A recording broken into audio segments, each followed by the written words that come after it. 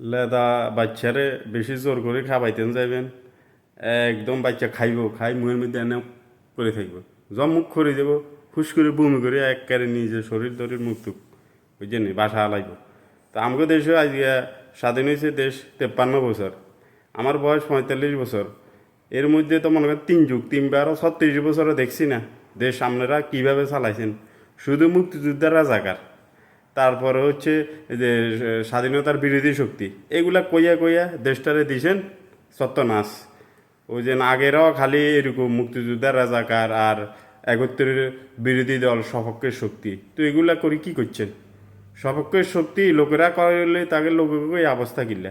আরে বাংলাদেশের মুক্তিযোদ্ধারা বেশি রাজাকারের লগে বন্ধুত্ব করছে, সম্পর্ক করছে, এবং রাজাকারের লই তারা দল গঠন করছে। সবাই কিন্তু মিয়া ছোটো মিয়া সবাই কিন্তু দেশ শাসনও করছে, বুঝছেন নি? এগুলা লেবু বেশি টিপছেন না, তিতে হয়ে গেছে।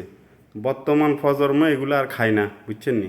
এদেরকে একদম লেবুর মতো তিত করে আলাইছেন, এগুলো মন মানসিকতা আপনাকে এগুলো আর খায় না, বুঝছেন নি? আপনারা এদেরকে কিছু দিতে পারেন না।